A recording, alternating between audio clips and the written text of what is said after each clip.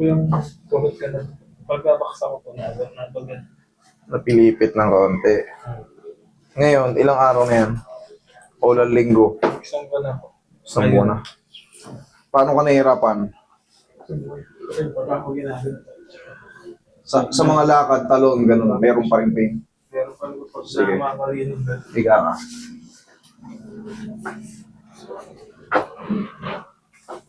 Ibig sabihin, napilipit pa loob. Ilabas natin. Sige, higa ka.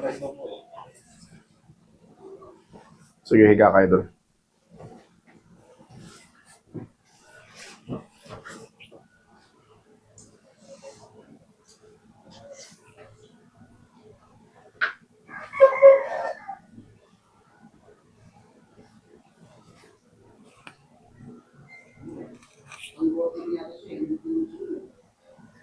Napilay na ba ito dati?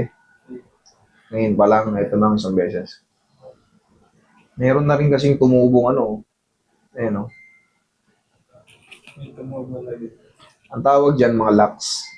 Yung mga injury before or namagana noon, yan. Tapos, kumaga, hinahayaan na natin, humilom, tapos laro. Konting sakit pa, lalaruin na natin. Basta kaya pa eh. Tayo mga matitiisin. Kasi, ito, hindi na to bago yan, yung mga ganyan. Hindi yan tutubo kaagad na isang buwan. Matagal na yan yung mga ganyan. Tawag dyan mga extended ligaments.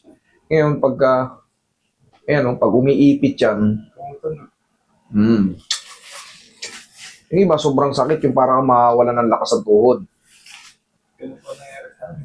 Yung parang minsan may movement ka na, uy, ano yun? Pero pag naganon-ganon mo, nakaka-recover. Yun yun. Ito, kabisado na natin to eh. Hindi tayo maliligaw sa ganito. Okay, relax lang. Pumasok daw ba loob, ilabas natin.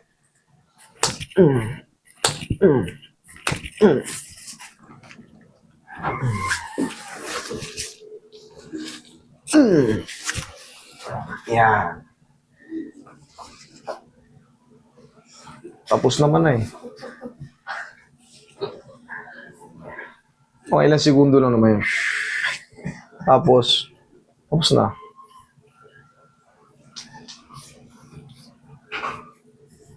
May matitira ritong pain, pero very bearable na. Huwag mo lang ipupush to the limits yung talagang sagad na sagad. Kasi siyempre may swelling pa to eh. Pero yung movement na ba? Mas kaya ko na. Ganun lang yan. Pwede pang konti rin, medyo malaki yung tuhod ni sir eh.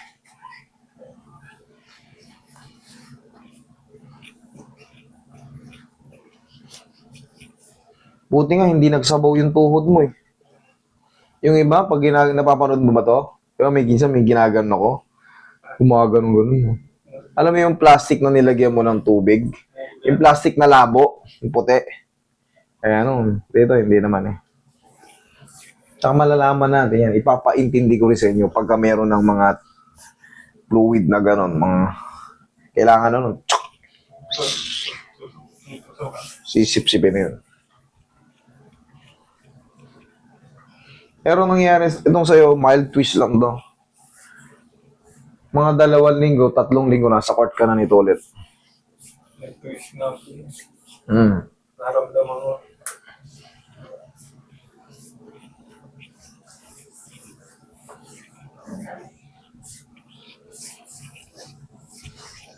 Magago yun. Pangalawang second days. Normal lang yun. Automatic magre-retaliate yung na pinipit ka. Siyempre, uusog yung buto mo ng ganon. Yung mga piyesa mo dyan, ligaments, tendons, magsuswell yun hanggat hindi nakabalik. Tsaka yung biglaang kilos, biglang ginanon eh. Madadamage yung ibang mga tissue natin, magsuswell yun. Pero that's normal. Pero yung iba nakaka-recover, yung iba naman, hindi. Kaya kung mapapansin nyo, nababawasan din yung paga. Sige, straight mo lang. Yan. Sige, relax ka lang.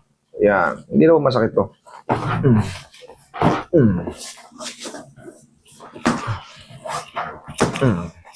Ikaw naman. Tigasan mo to. Sipa mo. Huwag mo kong bitawan. Huwag bitawan yung sipa mo. Sige, sipa. Oh, sige. Takasan mo. Isa pa. Ako nga. Hindi ko pa. Parang dito isasample mo. Huwag mo, pag kasi nabibitaw mo, tigasan mo to, huwag mong bitaw, sipa mo. Oo, lakasan mo. Okay, the same. Sige. Para, wag nang pa ganun. Kumbaga, parang itatadyak mo lang ng pa ganun. Yan! Isa pa. Okay, thank you. Ako na. Parang ganito lang din yan. Pero kasi kailangan natin targetin yung tuhod lang. Pagka kasi sinipa mo yan na walang control dito, papalag sa singit, papalag sa tuhod, papalag dito. Testingin mo. Testing. Hindi. Tayo ka na. Stomp. Testingin mo yan. Sige, ikaw, kung paano siya sumasakit, testing mo. Lakad ka, tingnan mo kung paano siyang ano yan. Paano mas maganda, yung ngayon o yung kanina o... So, yun. Try mo nga.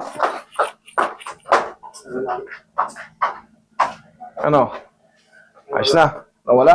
Ay, di nawala. Thank you. Okay, idol, ipahinga mo lang muna. Medyo may bulk yung katawan, medyo may kabigatan ka eh. Kaya nga, ano lang, 2 to 3 weeks. Tapos, Wala po yung ano niya. nawala intention. Wala na talaga kasi nga, pinabalik lang natin yun. Okay? Huwag mo lang babasahin ngayon. Mamayang umaga na lang. O bukas ng umaga. Okay? Sige. Thank you.